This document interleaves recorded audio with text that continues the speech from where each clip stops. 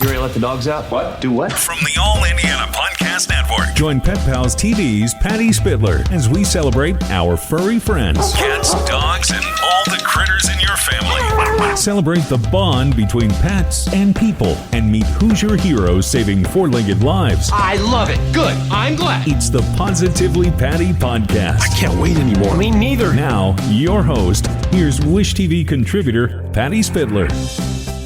And he's all about keeping your pets safe over the holidays. Tom Dock from Noah's Animal Hospitals joins us, and we're going to talk about what you need to do. Don't give the poor dog a bone. Don't give him a lot of gravy. And watch out for those cats with lamps out there and candles, okay? Because they're going to push them off. So stay with us. Coming up, the Positively Patty Podcast.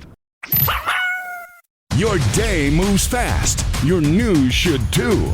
That's why there's a new and improved Wish TV app, bringing you more local news, breaking alerts, live streaming, weather forecasts, radar, and Indiana sports, all in one place.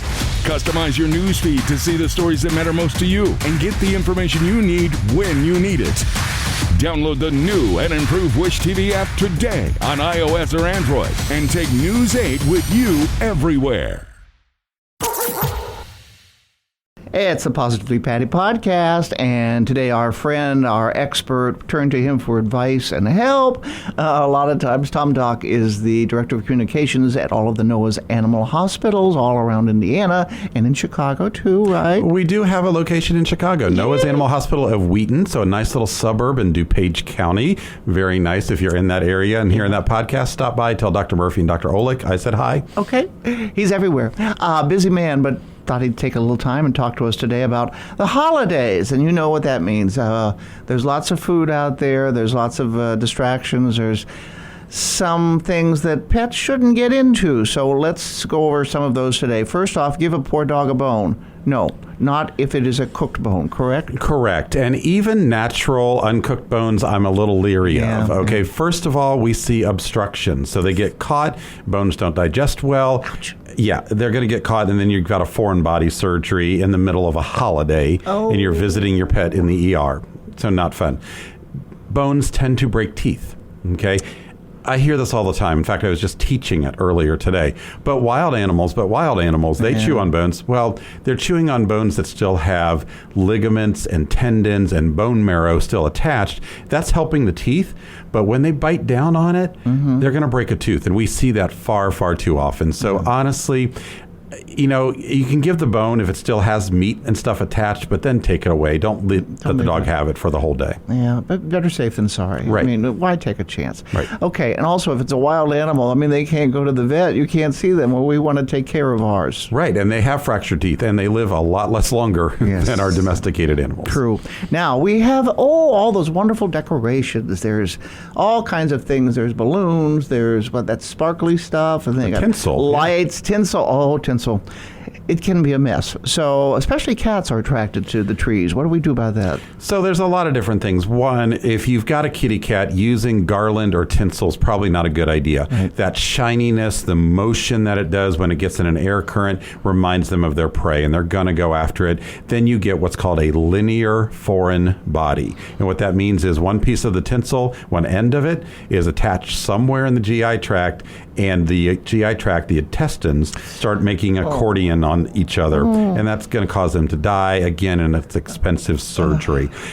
Cats like to climb, they like to get up, so there's a lot of different things, either baby gates around it. I've seen people literally hang trees on the wall. Out on the ceiling. I know a friend of mine puts their tree on the ceiling. That's really cool. Right, or people can find different ways. I actually saw a meme the other day on Facebook about, we're just not putting up a Christmas tree, we just put up the cat tree as our Christmas ornament, and the cats were on it. So that's a great idea. Yeah, and so but not only cats but dogs, because dogs are going to get in and knock things over. And drink the water. And there could be some, different fertilizers and stuff in that water. Probably not a big deal, but sometimes the natural trees have sap and stuff, and that can get all over the place. The shiny bulbs, dogs will try to bite at those. A new puppy might bite at the electrical cord with the lights. Oh, yeah. The list goes on and on and on.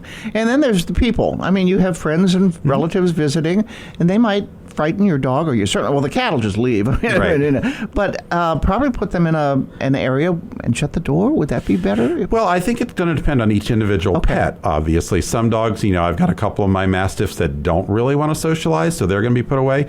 My Bull Mastiff is happy to see people.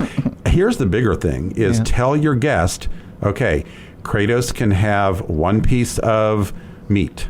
That's it. No matter how much he begs, do not give in to him. Or slobbers. For slobbers, exactly. Let them know your rules in the household so that there's no mistaking, because a lot of people don't know that bones aren't good, that grapes and raisins aren't good, that too much ham can cause pancreatitis. And we'll get to some more of these things, too, which are kind of bad as far as what dogs can have. But if you let the people know ahead of time, please don't feed the dog. He's on a strict diet. You're good to go. Good to and again, we're learning all this, and I've learned this doing the show as well. Gravy is bad. Onion is bad. Garlic is bad. Some nuts are bad. I mean, as you said, just stay away from this stuff. Right, and so we can go anywhere from appetizers, where we might have, as I've mentioned, grapes and raisins, which are bad, through the main course, which hams and fatty foods. Don't give your dog the turkey or chicken skin. Skin, yes. Oh my gosh, you would so much think, fat the skin's and so okay. much butter. No. So much fat and butter that's going to cause pancreatitis. A small piece of breast white meat would be okay. Again, relative to the dog. A little 3-pound Yorkie doesn't need a half a pound of turkey, okay? My Kratos doesn't need a half a pound of turkey, and he's 135 pounds. Through desserts, chocolates, anything with xylitol in it. Xylitol, that's that fake sugar. That's really bad. Right. And so you already mentioned the macadamia nuts can cause problems. That's it. Onions and garlic. Anything that smells in that whole onion and garlic family is not good. And it doesn't take a whole lot to cause damage to the red blood cells. Wow. You know something else I heard, and you would think that they would like it or should have it. Milk is not that good for cats. Well, here's the thing. Humans are about the only mammal that can tolerate lactose, which is milk sugar. Most of our animals, after they grow up out of kittenhood, puppyhood, they don't have the enzymes to digest milk. And so, you see the cartoons, and it's been urban myth for years and years about the cat lapping up the bowl of milk. Probably just avoid it. You're going to give them diarrhea. We don't want that. No. Whoa. All right. Let's look at some final tips. And what would you suggest for someone who has a puppy? They want to show everybody their puppy, but then again, you want to keep it safe too. Sure, and so we're worried about a couple of different things. We've got physical hazards in the household. So I always tell people, pretend you're a new mom or dad for a human baby. Crawl around the household. What can the puppy get into? We talked about electrical cords. We talked about the decorations. Garbage. We talked about the food. Keep the garbage behind a locked door so the puppy can't get into it. From a disease standpoint, you bring up a very good point. Puppies and kittens don't have a fully developed immune system. They don't have the antibodies to protect themselves. If you have a friend who recently lost a dog to parvo or distemper or one of those viral type diseases, they may not be a good candidate to come over and interact with that puppy. Make sure you follow your veterinarian's recommendations for vaccines.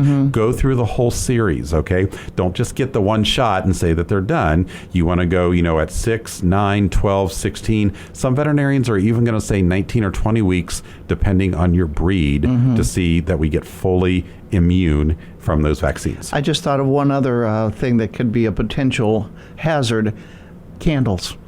You've got actual candles. Cats go, cats, let's push everyth off the shelf. What's the old joke? The earth can't be flat because the cats would push everything off of it by now. I was going to say that. But cats especially, they like to get up high. Most of the time we have candles up to provide illumination.